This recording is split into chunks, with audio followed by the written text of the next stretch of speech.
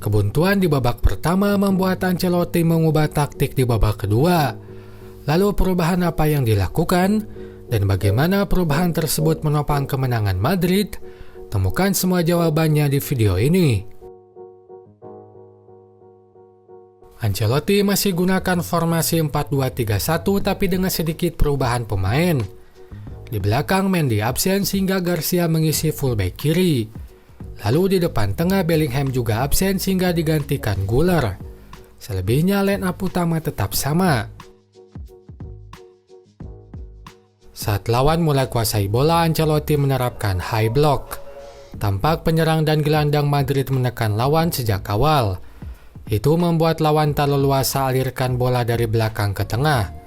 Kalaupun bisa menerima bola di tengah, Sosa ditekan ketat oleh Rudiger. Lalu bola pun diumpankan Sosa ke Boyomo. Boyomo umpankan bola ke sisi kanan tapi mampu dibaca oleh Garcia. Kondisi ini terus terulang dan membuat Valladolid terkurung di daerah sendiri di babak pertama. Mereka tidak bisa masuk ke pertahanan Madrid. Hal tersebut pun bisa dirangkum dalam statistik berikut. Di babak pertama mereka hasilkan 30% penguasaan bola dan hanya hasilkan 1 tendangan.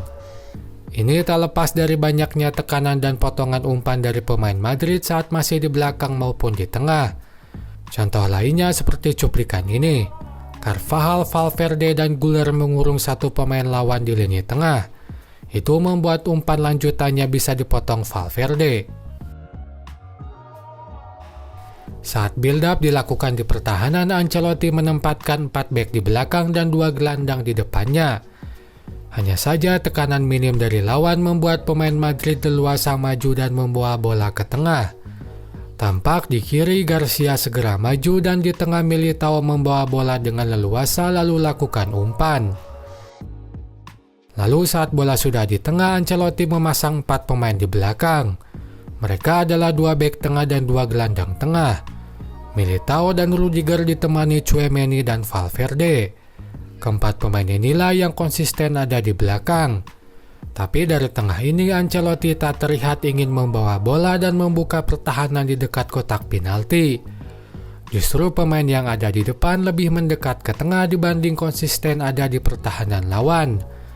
Itu tampak pada Mbappe dan Güler pada cuplikan ini. Mereka main lebih dalam sehingga membuat lini depan kosong. Lalu mengapa itu dilakukan? Jawabannya karena Ancelotti ingin mengeksplor ruang di antara bek dan kiper. Untuk itu pemain di depan banyak main lebih dalam ke tengah agar bek maju sehingga ruang di antara bek dan kiper semakin panjang. Dengan begitu pemain cepat seperti Rodrigo, Vini, dan Mbappe bisa memanfaatkannya saat umpan terobosan atau panjang dilakukan. Saat lawan Munchen musim lalu, pola ini yang membuat Vini bisa membobol gawang Neuer. Hal tersebut pun terlihat di laga ini. Mbappe dan Vini main lebih dalam lalu seketika mereka kembali lari ke depan. Sayang umpan Rudiger kali ini tak terlalu bagus. Kalaupun pemain depan tak main lebih dalam, mereka terlihat bersiap untuk menerima umpan terobosan dari tengah. Misalnya pada cuplikan ini, saat Güler dan Mbappe ada di depan dan menerima umpan terobosan dari tengah. Ini masih bagian dari eksplorasi ruang antara bek dan kiper. Hanya saja ini cara yang berbeda. Tapi pola eksplorasi ruang antara bek dan kiper ini tak berjalan baik. Madrid tak banyak hasilkan peluang meski penguasaan bola cukup tinggi.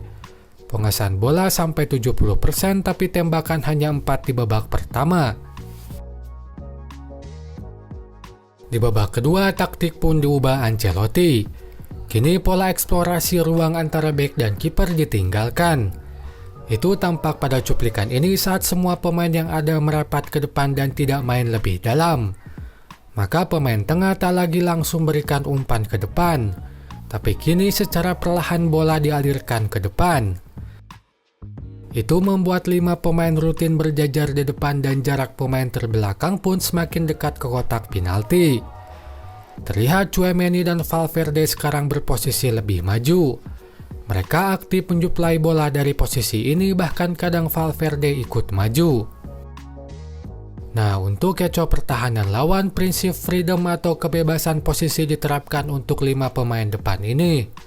Dari satu momen ke momen lainnya, pengisi 5 posisi ini berbeda-beda.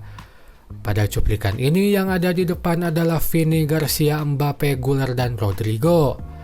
Tapi pada momen lain, Vini dan Garcia bertukar sehingga yang ada di sisi lapangan adalah Garcia. Perbedaan komposisi terlihat lagi pada momen ini. Perubahan kembali terlihat saat kini Mbappe di sisi kanan sementara Rodrigo ada di tengah. Atau pada cuplikan ini saat Mbappe kembali ke tengah dan yang mengisi sisi kanan adalah Carvajal. Perubahan ini yang membuat Madrid lebih baik di babak kedua. Dari hanya 4 peluang di babak pertama melonjak menjadi 13 di babak kedua. Termasuk gol pertama yang datang dari tembakan bebas. Pelanggarannya dipicu oleh permainan 5 pemain berjajar di depan. Itu saja pembahasan di video ini. Bagi yang ingin juga memberikan saweran, linknya saya simpan di deskripsi. Selanjutnya silakan like dan komen di kolom komentar. Jangan lupa subscribe untuk dapatkan update terbaru dari channel ini. Sampai jumpa lagi di video selanjutnya.